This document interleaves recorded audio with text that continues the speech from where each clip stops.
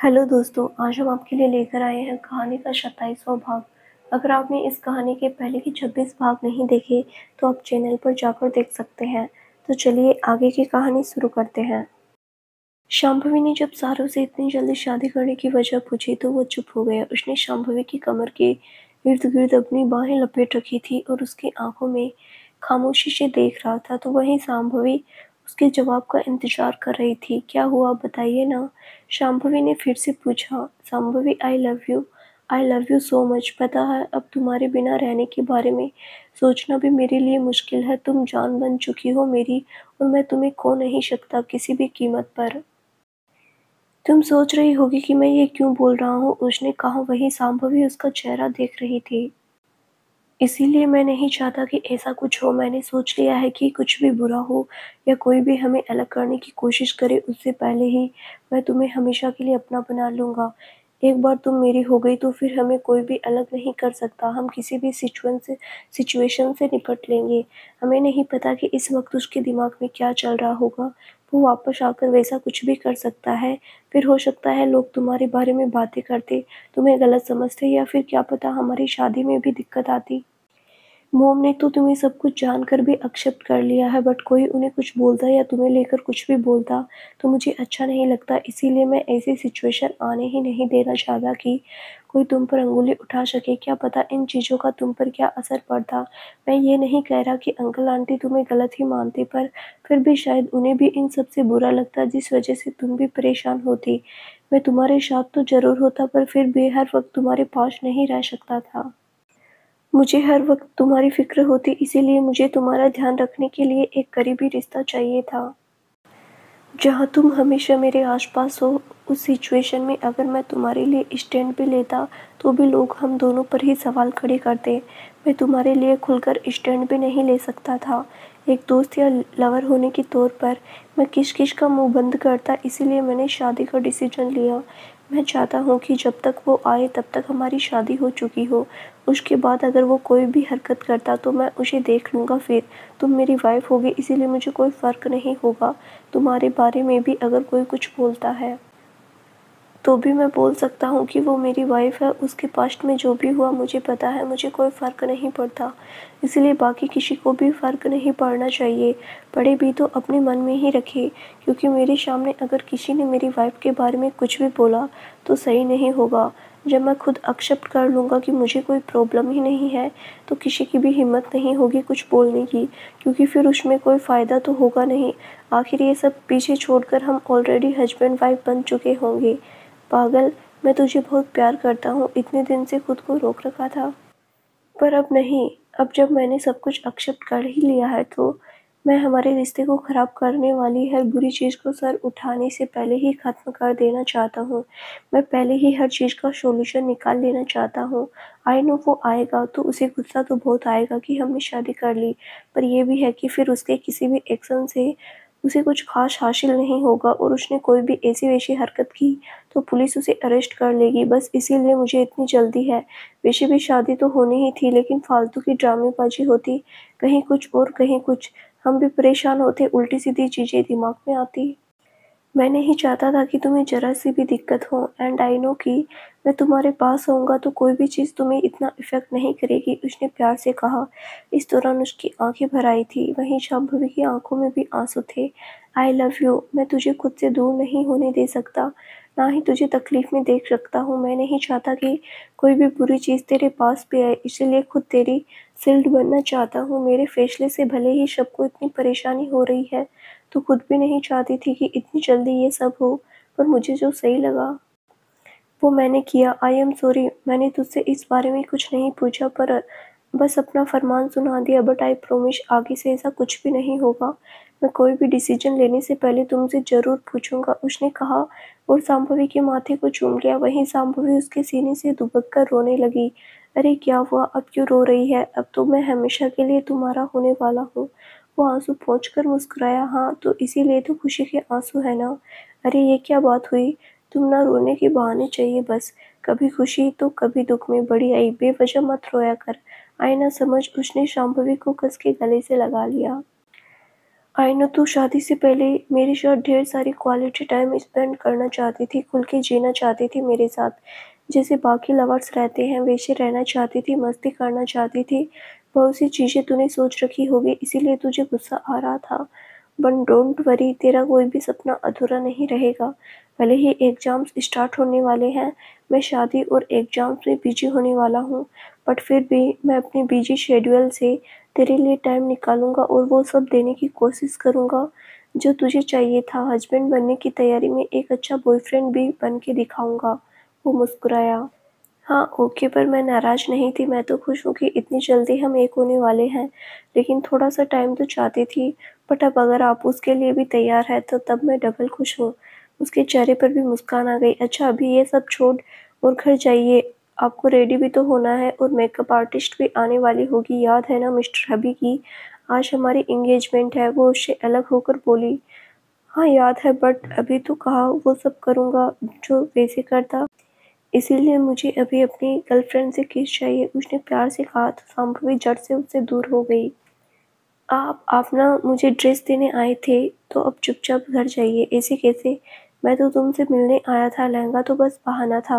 वो तो किसी और के हाथ से भी भिजवा सकता था, इसीलिए अब मुझे तो चाहिए। वो उसकी तरफ बढ़ा तो शांभवी पीछे हट गई। तभी सारव का पैर उसके दुपट्टे पर पड़ा जिससे शांभवी लड़खड़ा गई और उसे संभालने के चक्कर में सारव का भी पैर उलझ गया। आउच! वो दोनों सीधे बिस्तर पर गिरे। सारव का चेहरा ठीक उसके चेहरे के पास था। उसने अपनी एक कोहनी बिस्तर पर टिका रखी थी, उन दोनों की ही सांसें अटक गई थी। वो दोनों बस एक दूसरे को एकटक देखे जा रहे थे।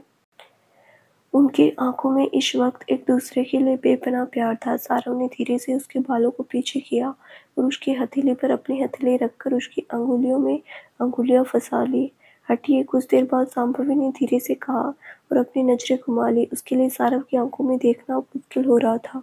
इसे कैसे मैडम, आपकी ड्रेस आप तक पहुंचाई, यहाँ तक आया, उसका किराया तो अभी बाकी है। वो शरारत से मुस्कुराया। धत! वो हंसी। धत नहीं, मैं फ्री में कोई काम नहीं करता, उसने कहा और शांभवी के होठों पर झुक गया। हटो अब। कुछ देर बाद शांभवी ने उसे जोर से धक्का दिया तो वो बिस्तर पर दूसरी ओर गिर गया। तुम बेकार हो गई हो, उसने मुंह बनाया। हाँ, अब संगति का कुछ तो असर होगा ही। शांभवी हंसते हुए उठ बैठी। इस हिसाब से तो ये हरकतें तुम्हें करनी चाहिए थी, वो बोला। संगति का असर इतना भी नहीं हुआ है कि मैं पूरी आपके जैसे हो जाऊं। ये ठरकिया वाली हरकतें आप पर ही सूट करती है। फिर क्यों दूर भागती हो? फिलहाल तो आपको भागना होगा, सगाई के लिए तैयार भी होना है जनाब। लेकिन मुझे एक और चाहिए, वो ठुनठुनाते हुए बोला। आपका किराया आपको मिल चुका है, इसीलिए अब भागो। ऐसे भगाओगी? हाँ, बॉयफ्रेंड को ऐसे ही धक्के खाने पड़ते हैं, उसने कहा तो सारव उसे घूरने लगा। अब जाइए वरना लेट हो जाएगा। वो खड़ी हो गई तो सारव भी मुंह बनाते हुए खड़ा हो गया। तुम्हारी इन्हीं हरकतों की वजह से शादी इतनी जल्दी कर रहा हूँ। मुझे पता था तुम ऐसे ही करोगी मेरे साथ, पर अब बस 23 डेज, उसके बाद देखूंगा कैसे भागती हो, वो बोला और बाहर जाने लगा। वहीं शांभवी उसे देखकर मुस्कुरा रही थी। तभी अचानक से वो मुड़ा। उसने झपटकर शांभवी को पकड़ा और जल्दी से उसके लिप्स पर किस कर दी। हाँ, उसकी आंखें बड़ी हो गई। ये आप बोलना था ना, पूरा किराया वसूलूंगा। नाउ बाय, जल्दी आना। वो मुस्कुराया और उनसे बाहर निकल गया। वहीं शांभवी के होठों पर फिर से मुस्कुराहट आ गई। उसे सारव की ये बदमाशियां भी अब बहुत भा रही थी। हेलो मैम, कहाँ हैं आप? शांभवी ने मेकअप आर्टिस्ट को कॉल किया। I am just coming ma'am, only 5 minutes, उधर से आवाज आई, जिसके बाद शांभवी ने कॉल कट कर दी। उसने फ़ोन को साइड में रखा और उसका वेट करने लगी। तभी उसके मम्मी पापा उसके रूम में आए। शांभवी उन्होंने बुलाया तो वो उनकी तरफ मुड़ी। मम्मा, क्या हुआ? आप दोनों परेशान क्यों लग रहे हैं? उसने चौंकते हुए पूछा तो वो उसके पास आ गए। हम परेशान नहीं बेटा, अब तो सारी परेशानी ही दूर हो गई, उसके पापा ने कहा। उन दोनों की आंखों में हल्के आंसू झलकने लगे थे। पापा, वो धीरे से बोली। बेटा, कुछ कहना था क्या? यही कि हमें तुम पर गर्व है, तुम्हारे प्यार पर गर्व है। उन्होंने शांभवी के सिर पर हाथ रखा।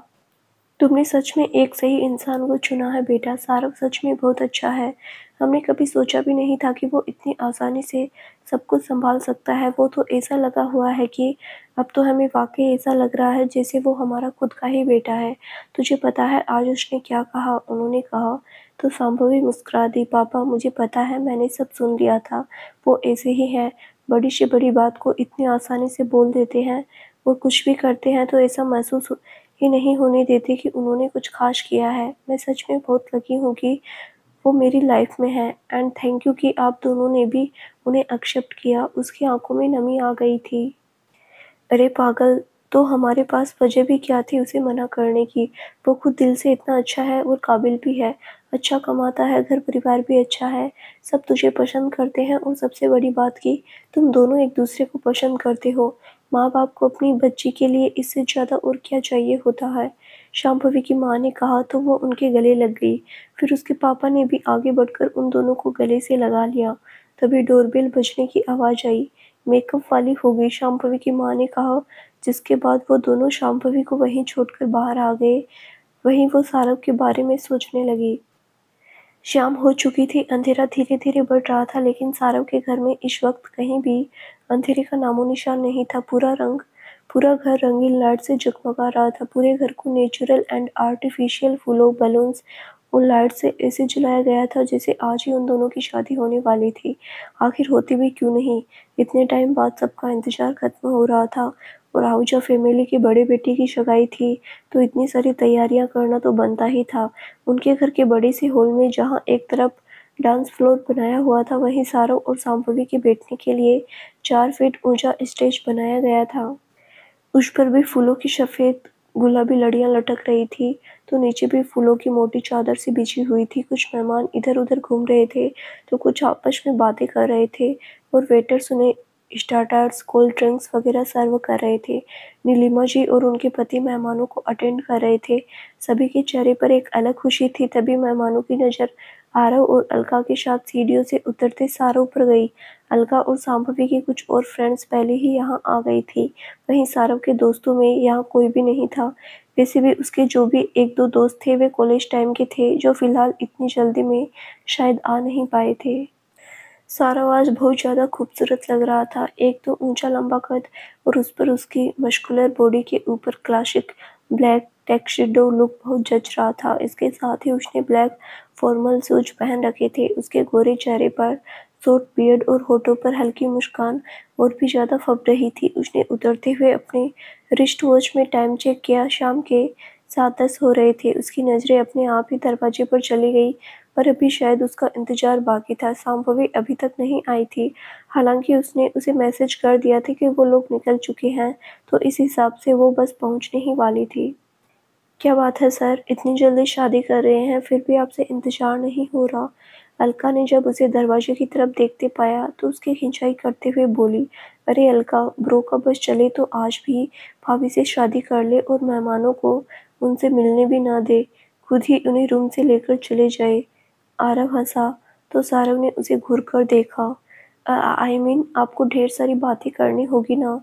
अभी 3 दिन पहले ही तो आपने उन्हें अपने दिल की बात कही है, तो बहुत सी बातें होंगी ना। ऊपर से इतनी बुक्स आपके रूम में, वो भी पढ़ानी होगी ना भाभी को। आरव ने उसकी आंखें देखकर जल्दी से कहा, आरव तुम्हें सेंस भी है कि क्या बोल रहे हो, वो बोला। वहीं अलका को उनकी बातों से हंसी आ रही थी। अभी नीचे चले, मेहमान मेहमान आपको ऐसे देख रहे हैं मानो हम नहीं उतरे तो अगले ही पल वो सब यहीं सीढ़ियों पर आ जाएंगे।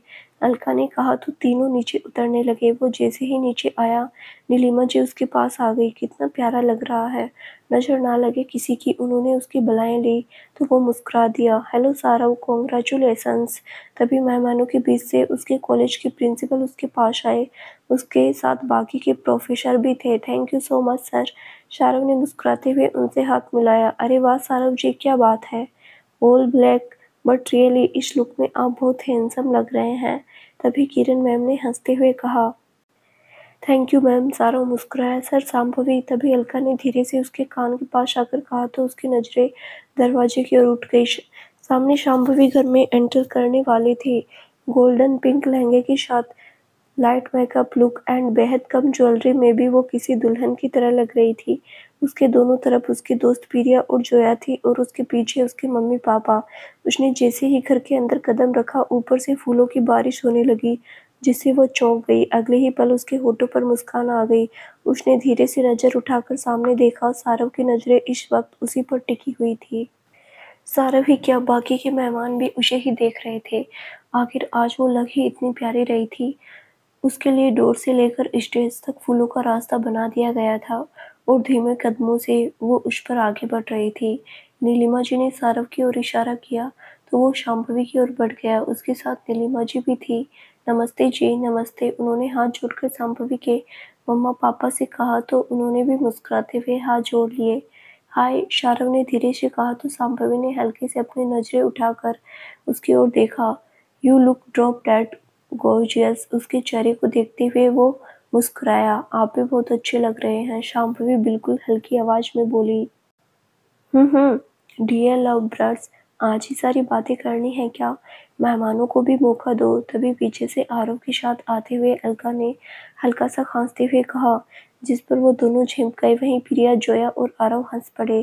सारव, शांभवी, चलो बेटा, नीलिमा जी ने दोनों से कहा, जिसके बाद वो उनके साथ चल दिए। उन्होंने उन्हें ले जाकर एक स्टेज पर रखे एक बड़े से सोफे पर बिठा दिया। तुम लोग बैठो, मुहूर्त में 15 मिनट ही बाकी है तो मैं बाकी सारी तैयारियां देख लेती हूँ, वो बोली। अरे डोंट वरी आंटी, हम है ना, हम इन्हें बिल्कुल भी अकेला नहीं फील होने देंगे, प्रिया ने शरारत से कहा। भले ही वो एनी की दोस्त थी और उन दोनों की रिलेशनशिप में वो शुरू से साथ थी, लेकिन फिर भी एक अच्छी दोस्त होने के नाते वो शांभवी के इस डिसीजन से खुश थी। फिलहाल हमारी दोस्त और तुम्हारी जीजू हैं, अकेला छोड़ो या ना छोड़ो, मुझे क्या परेशानी होनी है, उन्होंने हंसते हुए कहा और चली गई। शांभवी के मम्मी पापा भी सारव के डैड और बाकी मेहमानों से बात कर रहे थे। सारव ने अपनी बगल में बैठी शांभवी की ओर देखा और फिर धीरे से उसके हाथ पर हाथ रख दिया तो उसने चौंक कर उसे देखा। वहीं बाकी चारों उनके अगल बगल खड़े उन्हें देख रहे थे। शांभवी ने उसे इशारा किया तो उसने उन सब की तरफ देखा। वाट, तुम लोग ऐसे क्यों घूर रहे हो हमें, उसने उनसे पूछा। तो क्या करें, हम सबके एक दिन के लिए आए हैं और आप लोग हम पर ध्यान देने के बजाय आपस में ही बिजी है, जोया ने शिकायत की। हाँ जीजू, सालियों से भी थोड़ी बातें सातें कर लीजिए, वरना हम आप दोनों को प्राइवेसी नहीं देंगे और आंटी ने भी कुछ कहने से मना कर दिया है, इसीलिए सोच लीजिए, हमारा खुश रहना ज़्यादा ज़रूरी है अभी, प्रिया ने उसे परेशान करने के लिए कहा। यस ब्रो, बट भाभी आपको अब मेरे लिए सोचना चाहिए। आप मेरे लिए कोई अपनी जैसी ही लड़की ढूंढ दो तो मैं आप दोनों को आगे शादी के बाद होने वाली बेकार की चीज़ों से बचाकर आप दोनों को साथ में टाइम स्पेंड करने का मौका दिलाने में हेल्प करूँगा, आरव ने मुस्कुराते हुए कहा और शांभवी की बगल में बैठ गया। अबे ओए, सपने देखना छोड़ दे, तेरी भाभी जैसी तो मिलने से रही, क्योंकि ये वन एंड ओनली पीस है, तभी शारव ने जवाब दिया। ओहो, आय हाय, क्या बात है। उसकी बात सुनकर वो तीनों ही एक साथ बोली, कोई नहीं, भाभी के जैसी नहीं तो कुछ कम ही सही, मतलब भाभी अपने कोई फ्रेंड ही दिला दो। आरव ने उन तीनों की ओर देखा। मेरी फ्रेंड्स तो सामने ही है, देख लो, कोई इंटरेस्टेड है तो, शांभवी धीरे से बोली। तो आरव ने फिर से तीनों को देखा। तो बताइए, आप में से कोई है जो इतना क्यूट दूल्हा चाहती हो? देखिए, ऑफर आज तक का ही है, अभी बता देंगी तो हम भी भाई भाभी के साथ ही फेरे ले लेंगे, एक्स्ट्रा खर्चा बच जाएगा, वो बोला। आरव, अब वाकई क्यूट तो बहुत है, बट रियली सॉरी, मुझे तो हमेशा से ही जीजू के जैसे टॉल, हैंडसम एंड हॉट शोहर चाहिए थे, जोया ने प्यार से कहा। तो सब हंस पड़े। ओहो, आपने तो मेरे दिल का पाउडर ही बना दिया मिस जोया, आरव ने अपनी चेस्ट पर लेफ्ट साइड पर हाथ रखकर कहा, जैसे उसे बहुत जोर की लगी हो। चुप कर, नौटंकी कहीं का, इसीलिए बोला था बेटा, अच्छी बॉडी बना ले, लड़कियां जल्दी इम्प्रेस होती है। सारव ने शांभवी के पीछे से उसके सर पर मारा। ब्रो, कल से ही शुरू करूंगा, आपकी शादी तक मुझे भी मेरी दुल्हन ढूंढनी है। अरे यार, वो सब छोड़ो, पहले मेरी प्रॉब्लम सॉल्व करो, तभी अलका थोड़ा परेशान होकर बोली। क्या हुआ तुम्हें, सारव ने पूछा। वो एक्चुअली मुझे आपसे ये पूछना था कि इन दोनों का तो ठीक है, आराम से जीजू बुला रही है, बट मैं तो आपकी स्टूडेंट रह गई, तो मैं आपको क्या बुलाऊं, सर या जीजू, उसने पूछा। ओह, तो ये बात है, कोई नहीं, तुम भी जीजू ही बोल लो, कुछ दिनों में कॉलेज तो खत्म ही हो जाएगा, तो क्या दिक्कत है, उसने कहा और फिर शांभवी की ओर देखकर बोला, और वैसे भी जब ये मेरी स्टूडेंट होकर मुझे जान सोना बाबू बुला सकती है तो तुम जीजू तो बोल ही सकती हो। वो शैतानी मुस्कुराहट मुस्कुराया। वहीं उसकी बात सुनकर शांभवी ने उसे घूरकर देखा और बाकी सबका मुंह खुला का खुला रह गया। ये क्या बकवास कर रहे हैं आप? मैंने आपको ये सब कब बुलाया? शांभवी ने धीमी आवाज में गुस्से से कहा। अरे अरे शांभवी, तू बुलाती है तो बुला सकती है, हमें कोई प्रॉब्लम नहीं है, आखिर तेरे ही हैं जो भी है, प्रिया ने हंसते हुए कहा। बट मैं ऐसा कुछ नहीं बुलाती, ये बस झूठ बोल रहे हैं। अरे तू बुला लिया करना। सर का सॉरी, जीजू का भी तो मन करता होगा तेरी मीठी आवाज में ये सब सुनने का, है ना जीजू? तभी अलका ने उसे छेड़ा तो उसने गुस्से से सारों को देखा जो अपना मुंह दबाकर हंस रहा था। आपको तो मैं बाद में बताऊंगी, वो बोली। अरे अरे लड़कियों, अब बस करो, मुहूर्त हो गया है और पंडित जी भी आ गए हैं। तभी नीलिमा जी ने हाथ में पूजा की थाली लेकर आते हुए कहा। उनके साथ पंडित जी, एक लड़की और राधा भी थी जिसके हाथ में रोज पेटल से भरी प्लेट में एंगेजमेंट रिंग्स रखी हुई थी। जिसके बाद आरव खड़ा हो गया और बाकी सब भी साइड हो गए। पंडित जी ने सारव और शांभवी के माथे पर तिलक लगाया। मंगलम भगवान विष्णु मंगलम गुरुध्वज मंगलम पुंडरीकाक्षाय मंगलाय तनोहरि। पंडित जी मंत्र पढ़ते हुए दोनों की आरती करी और उन पर पुष्प दल फेंके। अब आप दोनों एक दूसरे को अंगूठी पहनाइए, उन्होंने कहा, जिसके बाद सारव और शांभवी खड़े हो गए। सारव की मोम ने उसे रिंग पकड़ाई, जिसके बाद उसने शांभवी की ओर देखा जो नीचे देख रही थी। सारव ने अपना हाथ आगे बढ़ाया तो वो उसकी आंखों में देखने लगी। सारव ने मुस्कुराकर पलकें झपका दी। बेटा अपना हाथ दो, नीलिमा जी ने कहा तो शांभवी ने धीरे से अपना बायां हाथ बढ़ाया जिसे सारव ने थाम लिया। उसने धीरे से उसकी रिंग फिंगर में रिंग पहना दी। वाह, यस ब्रो, आरव चिल्ला पड़ा। उसने और बाकी सब ने दोनों के ऊपर फूल बरसाए, जिसके बाद नीलिमा जी शांभवी को रिंग पकड़ाई। सारव ने शांभवी ने सारव की ओर देखा तो उसने अपना हाथ आगे कर दिया। शांभवी मुस्कुराई और उसे रिंग पहना दी। इस दौरान उन दोनों के साथ साथ शांभवी के मम्मी पापा की भी आंखों में आंसू आ गए थे। सभी उन पर फूल बरसा रहे थे और वो दोनों नम आंखों से बस एक दूसरे को देख रहे थे। अब दोनों बैठ जाओ, नीलिमा जी ने कहा, जिसके बाद वो दोनों बैठ गए। कॉन्ग्रेचुलेशंस, दोनों हमेशा खुश रहो और एक साथ रहो। उन्होंने बारी बारी से दोनों का माथा चूमा। इसके बाद सारव के पापा ने भी उन्हें आशीर्वाद दिया।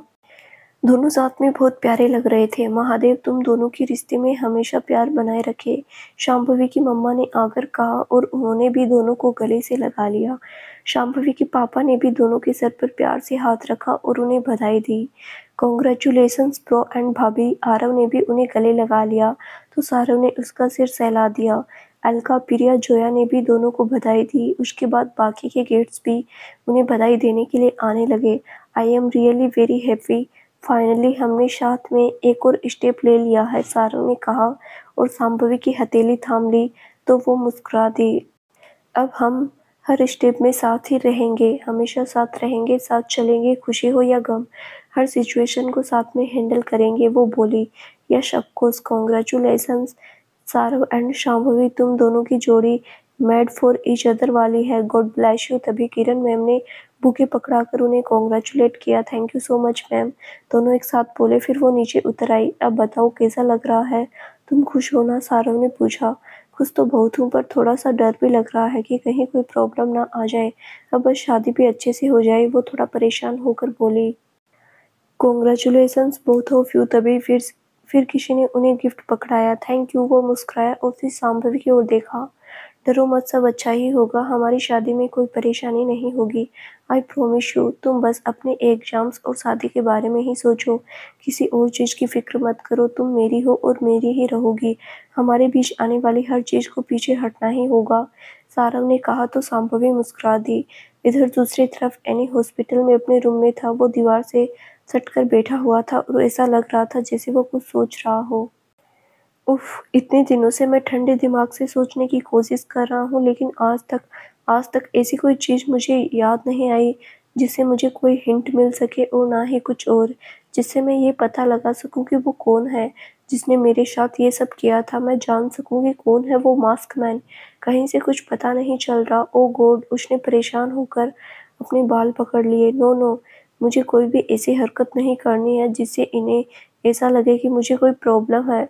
मुझे खुद को शांत रखना ही होगा, तभी मैं यहाँ से निकल सकता हूँ। अगले ही पल उसने सोचा और अपनी गर्दन पर हाथ फेरने लगा। अचानक ही उसे कुछ महसूस हुआ। ये उसके गले में एक चेन थी जिसमें नीचे पेंडेंट की तरह एक हनुमान गदा लटक रहा था। वो ध्यान से उसे देखने लगा। उसे याद नहीं आ रहा था कि ये उसने कब पहना। ओह! मैं तो भूल ही गया था। ये तो मोम ने मुझे तब पहनाया था जब मार्क्समैन की पिटाई करने के बाद मैं हॉस्पिटल में एडमिट था। उसने मन ही मन कहा, बट मैंने इसे क्यों पहन रखा है? मोम ने तो इसे मेरी सेफ्टी के लिए पहनाया था ना। लेकिन इसके होने के बाद भी उस मास्कमैन ने मुझे यहाँ पहुँचा दिया। जब इसके होने के बाद भी मेरे साथ इतना सब हो चुका है तो इसे पहनने का रखने का कोई मतलब ही नहीं है। मैं इसे अभी तोड़कर फेंक दूँगा। उसने सोचा और गुस्से में तुरंत ही उस लॉकेट को गले से निकाल लिया। किससे तोड़ूँ किससे? कोई भारी चीज़ चाहिए। बुदबुदाते हुए उसने आस-पास देखा, लेकिन वहाँ ऐसी कोई चीज़ नहीं थी। अचानक ही उसकी नज़र अपने बेड पर पड़ी। इस वक्त वहाँ वही सबसे भारी था। यस, मैं इसे खराब कर दूँगा, बोलते हुए वो उठा और फिर उस लॉकेट को बेड के एक पारे के नीचे रखा और तुरंत ज़ोर से उस पर पटक दिया। ई! उसने कहा। इस वक्त उसके चेहरे पर गुस्सा था। तभी वो उस लॉकेट को उठाकर फेंकने के लिए झुका तो वो चौंक गया। ये उसकी आंखें हैरानी से फैल गई। एनी ने गुस्से में अपनी माँ के द्वारा पहना हुआ लॉकेट निकाल कर तोड़ डाला था, लेकिन जैसे ही उसने उसे फेंकने का सोचा तो उसे देखकर वो बुरी तरह चौंक गया। ये उसने बोलते हुए उस लॉकेट को ज़मीन से उठा लिया, जो उसके तोड़ने के चक्कर में 2 टुकड़ों में बँट गया था और उसके बीच की खोखली जगह में कुछ दिखाई दे रहा था। उसकी आँखें आश्चर्य से बड़ी हो गई थी। वो गौर से उसे देख रहा था। Oh my God! Oh my God! उसने अपने सिर पर हाथ रख लिया। मैं पहले क्यों नहीं समझ पाया कि ये हुआ है? ओह गॉड! मतलब अब कन्फर्म हो चुका है कि वो मास्कमैन ऐसे ही नहीं आया था, बल्कि ये किसी का प्लान था। किसी का सोचा-समझा प्लान। मतलब अब क्लियर हो गई है कि कोई जानबूझकर मुझे इस कंडीशन में लाना चाहता था। उसने पहले तो खुद मास्कमैन बनकर या किसी को हायर करके मेरी जमकर पिटाई की और उसके बाद उसने बड़ी ही चालाकी से मेरी मॉम के थ्रू ये लॉकेट मुझे पहना दिया, जिसमें ये स्पाई बग लगा हुआ था। इसके थ्रू ही वो हर बार वहाँ पहुँच जाता जहाँ मैं जाता था। मैंने शांभवी को धमकाया, फिर उसे लेकर खुद से ही बोल रहा था और उस इंसान ने मेरी सारी बातें सुन ली और रात में आ टपका। मुझे लग रहा था कि शांभवी या सारंग में से कोई था। मुझे लगा था कि सारंग होगा क्योंकि शांभवी ने उसे बता दिया होगा, लेकिन नहीं। शांभवी ने किसी को कुछ नहीं बताया था, बल्कि वो मास्कमैन तो पहले से ही सब जानता था। फिर गली में उसका दिखाई देना, बार में जाने के बाद आ जाना, उसे सब कुछ पहले से ही पता था। वो मेरी और मेरे आसपास की सारी बातें सुन रहा था। वो जो भी है उसे मेरे पल-पल की खबर थी। सब कुछ उसके प्लान के अकॉर्डिंग हो रहा था।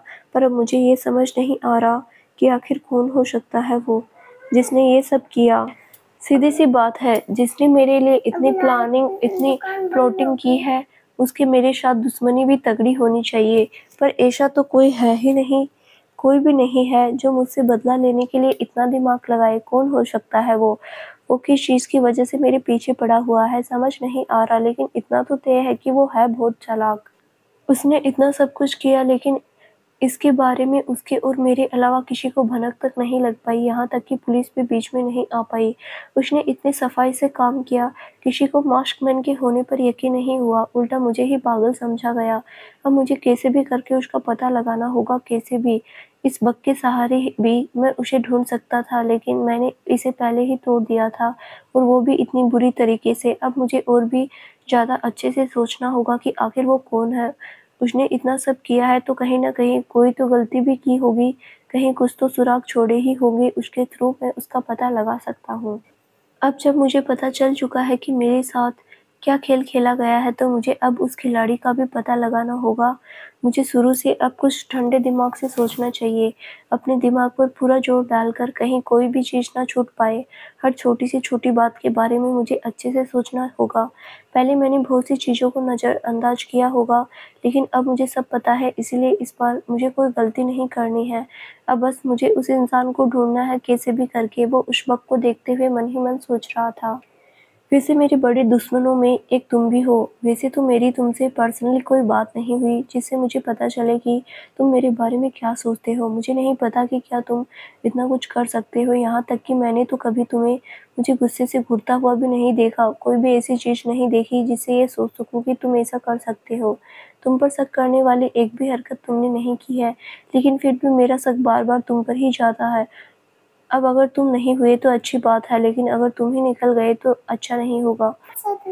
मैं तुम्हारा बहुत बुरा हाल करूंगा, और तुम हो या नहीं इसका पता तो मैं लगा कर ही रहूंगा, वो अपने दांत पीसते हुए बोला। इस दौरान उसके चेहरे पर गुस्सा था। सुबह के 7 बज रहे थे, लेकिन सारव अभी तक सो रहा था। उसके अलार्म क्लॉक भी उसे जगाते-जगाते थक कर सो गई थी। सगाई की वजह से वो रात में काफ़ी देर से सो पाया था। उस पर दिन भर की भागदौड़ की वजह से वो काफ़ी थका हुआ भी था। यही वजह थी कि अभी तक उसकी नींद नहीं खुली थी। ब्रो ब्रो बाहर से आरव ने डोर नॉक किया, लेकिन सारव की नींद नहीं खुली। जब उसने कोई जवाब नहीं दिया तो आरव खुद ही डोर खोलकर अंदर आ गया। ब्रो, अरे गुड मॉर्निंग भाई, उसने अंदर आकर जोर से कहा, लेकिन सारव पर कोई असर नहीं हुआ। आरव उसके पास आया और ब्लैंकेट को थोड़ा नीचे किया तो इस वक्त पिलो को हग करके सो रहा था। उसका चेहरा भी पिलो पर ही था। सोते हुए भी उसके चेहरे पर एक प्यारी सी स्माइल थी, जिसे देखकर आरव भी मुस्कुरा दिया। हे ब्रो, अब उठ भी जाओ यार, वरना कॉलेज के लिए लेट हो जाओगे ब्रो। उसने उसका ब्लैंकेट जोर से खींचा। हाँ हाँ, क्या कर रहे हो आरव, सोने दो। उसने वापस कंबल खींचा। ब्रो यार, सुबह हो गई है, उठ जाओ। आरव ने उसे कस कर गया तो उसने आंखें खोल दी। सुबह हो गई है, ओ सिट। सारव तुरंत उठ बैठा। अरे वाह ब्रो, आपकी बॉडी तो इसमें और भी ज्यादा अच्छी लगती है। बढ़िया है, ऐसे ही रखा करो कभी कभी, ताकि दूसरों को भी मौका मिले देखने को। आरव ने उसकी छाती की ओर देखकर कहा तो वो चौंक गया। मेरी टी शर्ट। उसने जैसे ही उसकी नज़र जब खुद पर गई तो उसने तुरंत दूसरी तरफ पड़ी अपनी टी शर्ट उठा ली। उसे ऐसे बनियान में रहने की आदत नहीं थी। यही वजह थी कि उसे आरव के सामने अजीब लग रहा था। हाँ हाँ ब्रो, यू आर ब्लशिंग। इस मामले में भाभी और आप में कुछ खास फर्क नहीं है, आरव हंसते हुए बोला। चुप कर, और तू नोक करके नहीं आ सकता था, कितनी बार बोला है तुझे, उसने जल्दी से टी शर्ट पहनते हुए कहा। नोक नोक किया था मैंने, पर आप भाभी के साथ इतनी बिजी थी कि मैं अगर दरवाजा तोड़ भी देता तो भी आपको कोई फर्क नहीं पड़ता। क्या बोला? अबे गधे, तेरी अक्ल के साथ नजर भी कमजोर हो गई है क्या? मैं अकेला हूँ यहाँ, फिर तेरी भाभी कहाँ से आ गई? उसने उसे घूरा। ब्रो, मेरी आंखें एकदम सही है, बट मैं ये नहीं कह रहा कि सच में भाभी यहाँ थी। भाभी तो अभी आपके सपने में आई हुई थी और आप कहीं बिजी होंगे ना। वो मुस्कुराया। ऐसा कुछ भी नहीं है, वो मेरे सपने में क्या करेगी वो तो आप ही बता सकते हैं। आरव ने उसे आंख मारी। ये क्या है बेटा, तू ना सुधर जा। और मैं सांभवी का ख्वाब नहीं देख रहा था, समझा। उसने आंखें तरेरी। झूठ, मैं मान ही नहीं सकता। आपने पीलो को ये कसकर हक कर रखा था और आपके चेहरे पर भी इस कान से उस कान तक मुस्कान फैली हुई थी। मतलब साफ भाभी ही थी। तू कुछ भी मत बोल। बोलते हुए सारव के चेहरे पर मुस्कान आ गई। ये देखो, इस्माइल आ गई। अब तो कंफर्म है। वैसे ब्रो, क्या चल रहा था? कहाँ? सपने में। सारव ने उसे घूरा और वो हंस दिया। अच्छा सच्ची बताओ, भाभी ही आई थी ना आपके पास? आखिर वो रोमांटिक है ना आपकी तरह? वो ऐसी सड़ू तो नहीं है? क्या बेकार का अंदाजा लगा रहा है? वो नहीं, बल्कि मैं रोमांटिक हूँ। वो नहीं आती मेरे पास, बल्कि मुझे ही। बोलते हुए अचानक उसके होंठ भींच लिए। तू कुछ ज्यादा ही बकवास करने लगा है, चल निकल यहाँ से। ऑलरेडी 7:10 हो गए हैं, मैं लेट हो रहा हूँ, उसने कहा और तुरंत उठकर खड़ा हुआ। अरे अरे, आप तो ऐसे शर्मा रहे हो जैसे बीवी आप हो और मैंने आपके पति का नाम ले लिया हो। आरव हंसा। तू जा रहा है या? सारव ने उसे घूरा। ओके ओके, मैं जा रहा हूँ, आप भी जल्दी आ जाना ब्रेकफास्ट के लिए। कहीं भाभी के साथ बाथरूम वाले रोमांस में मत बिजी हो जाना। आरव, मैं तुझे पीट दूंगा, वो बोला तो आरव हंसते हुए बाहर भाग गया। इधर सारव ने भी अपना सिर हिला दिया। उसके चेहरे पर एक बार फिर से मुस्कुराहट आ गई। तुम यार सच में अजीब हो, ख्वाब हो हकीकत एक पल भी अकेला नहीं छोड़ती। वो बुदबुदाया और फ्रेश होने चला गया। सारव ब्रेकफास्ट करके रूम में आया हुआ था। मेरा लैपटॉप पता नहीं चार्ज है या नहीं, रात में चार्ज करना ही भूल गया था। वो बुदबुदाया और अपना लैपटॉप चेक किया। थैंक गॉड चार्ज है, कहकर उसने उसे बंद करके बैग में रखने लगा। तभी अचानक से वो रुक गया। उसके चेहरे से ऐसा लग रहा था जैसे कोई जरूरी बात भूल गया हो। ओह गॉड, मैं ये कैसे भूल गया, कहीं कुछ चेक करता हूँ। अचानक ही उसके चेहरे के भाव बदल गए। उसने तुरंत लैपटॉप ऑन किया और उसके कीबोर्ड पर अंगुलियां दौड़ाने लगा। वाट, ये कैसे? उसने कान पर लगे ब्लूटूथ को ऑन किया और कुछ सुनने की कोशिश की। उसके चेहरे पर चिंता के भाव उभर आए थे। ऐसा लग रहा था जैसे कुछ गड़बड़ हो गई थी। अगले ही पल उसने जल्दी से लैपटॉप बंद किया और उसे बैग में डाल लिया। उसने अपना फोन निकाला और उसमें कुछ देखते हुए बाहर निकल गया। बसंत ऋतु की शांत रात थी। ठंड काफी कम हो चुकी थी और इस वक्त हवा मंद मंद बह रही थी। आसमान बिल्कुल साफ था, जिस वजह से ऊपर तारे टिमटिमाते हुए साफ नजर आ रहे थे। शांभवी के रूम की विंडो पर पड़ा कर्टन भी धीरे से उठ रहा था। हालांकि शांभवी इस खूबसूरत मौसम में नींद के आगोश में होने की बजाय स्टडी टेबल पर बैठी किताबों में डूबी हुई थी। उसके रूम की घड़ी अब 12 बजाने वाली थी, लेकिन फिर भी वो अभी सोने के मूड में लग नहीं रही थी। तभी वहीं साइड में रखे उसके फ़ोन की स्क्रीन जली और उस पर सारवासुर नेम शो हुआ, लेकिन उसका ध्यान उस पर नहीं गया। कुछ देर बाद उसे हल्की सी उबासी आई, जिसके बाद उसने अपने मुंह के पास चुटकी ली और एक नज़र घड़ी पर डाली। ओह, 12 बज गए।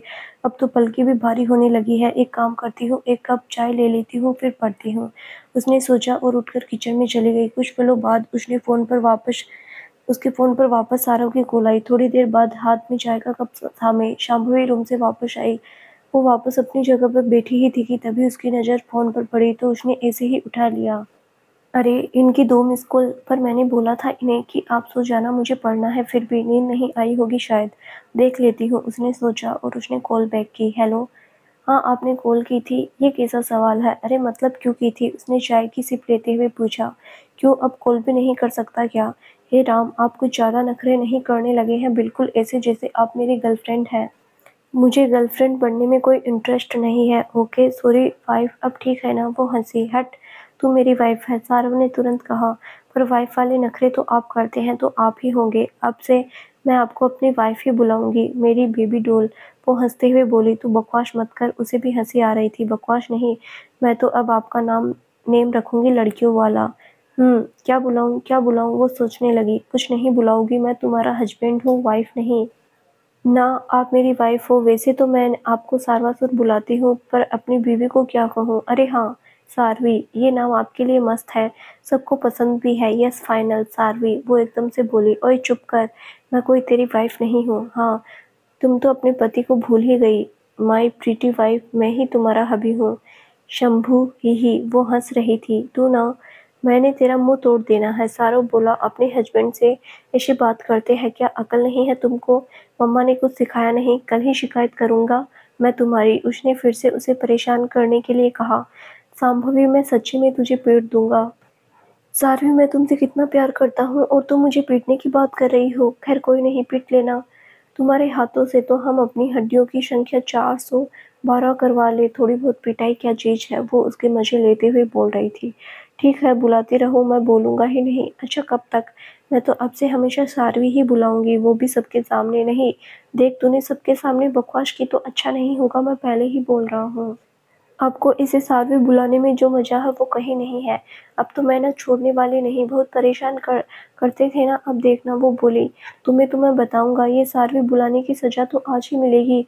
वो बोला। अरे मम्मी, अचानक से ही उसकी नज़र क्लॉक पर गई। इतनी देर हो गई, आप ना मुझे बातों में फंसा लेते हैं, पर अभी सो जाइए, मैं पढ़ने जा रही हूँ। बाय मेरी प्यारी सारवी, गुड नाइट। वो जल्दी से अपनी बुक खोलने लगी। इतनी रात को? हाँ, अब कल मेरा एग्जाम है, सो मैं अब से रात 2 बजे के बाद ही सोऊंगी, आप सो जाइए, उसने कहा और जल्दी से अपनी चाय खत्म की। अच्छा मेरी बात तो सुनो, बोलिए, मुझे मिलना है तुमसे, बहुत मन कर रहा है। वो प्यार से बोला। मजाक मत कीजिए, सो जाइए। मैं मजाक नहीं कर रहा यार, सच्ची में। तुम घर के पीछे आ जाओ, मैं आ रहा हूँ। आपका दिमाग खराब है? मैं कहीं नहीं आ रही और आप भी सो जाइए ना, मैं आ रहा हूँ। देखिए, कल मेरा एग्जाम है, आगे शादी की वजह से टाइम नहीं मिल पाता। अब अगर मैं आपकी वजह से फेल हो गई तो बाद में आप सब मेरा मजाक बनाएंगे, इसीलिए मैंने डिसाइड किया है कि मैं देर तक पढ़ाई करूँगी। वो बोली। और कौन सा ऐसा पागल होता है जो एक दिन पढ़ाई करके पास हो जाता है? अगर तुमने पूरे साल नहीं पढ़ा तो एक दिन में क्या पहाड़ उखाड़ लोगे? अगर तुम्हारी तैयारी अच्छी है, जो कि वास्तव में है, तो तुम्हें क्या ज़रूरत है? वैसे भी एग्जाम से पहले अच्छी नींद लेनी चाहिए, वो माइंड को भी प्रेशर देने की बजाय हल्का रखना चाहिए। मतलब अच्छे से इंजॉय करना चाहिए, खुश रहना चाहिए, यही अच्छा होता है। अदरवाइज एग्जाम सही नहीं होता। रही बात तुम्हारे फेल होने की, तो मैं तुम्हारा प्रोफेसर हूँ। आई नो वेरी वेल कि तुम्हारी तैयारी कैसी है, तुम कैसी स्टूडेंट हो। तुम फेल नहीं होगी और तुम्हारा रिजल्ट भी अच्छा रहेगा, समझी? टेंशन मत लो फालतू, सारंग ने समझाया। ऐसा है, मुझे फ़िलहाल आपके ज्ञान की ज़रूरत नहीं है। आई नो मैं कैसी स्टूडेंट हूँ, इसीलिए मैं जा रही हूँ पढ़ने। आप भी ये फालतू का ख्याल निकालिए दिमाग से और सो जाइए। दिन भर बिजी थे और कल भी काफ़ी काम होगा, सो आपके लिए रेस्ट ज़रूरी है। नहीं, मुझे कोई रेस्ट नहीं चाहिए। मुझे मिलना है पर मुझे नहीं मिलना, मैं आ रहा हूँ और तुम्हें भी आना पड़ेगा। मैं नहीं आऊँगी और मैं अब समझ गई हूँ आप ऐसा ही मेरा टाइम वेस्ट करेंगे, इसीलिए मैं कॉल कट कर रही हूँ और फ़ोन भी स्विच ऑफ कर रही हूँ। शांभवी, मैं सच में आ रहा हूँ। जो करना है कीजिए, बाय एंड गुड नाइट, उसने कहा और कॉल कट कर दी। सारा ने वापस उसे कॉल की, लेकिन तब तक फ़ोन स्विच ऑफ आ रहा था। ओह गॉड! ये लड़की! सच में अब इसके भीतर मेरा डर ही नहीं रहा। कोई मतलब ही नहीं है कि मैं गुस्सा हो जाऊँगा। ये ना मेरे प्यार में ही बिगड़ गई है, बट कोई नहीं, तुम्हें तो मैं ही सुधारूँगा, वो बुदबुदाया। तो दोस्तों, आगे क्या होगा जानने के लिए इस कहानी का अगला भाग ज़रूर देखें, जो बहुत जल्द ही इस चैनल पर प्रसारित किया जाएगा। धन्यवाद।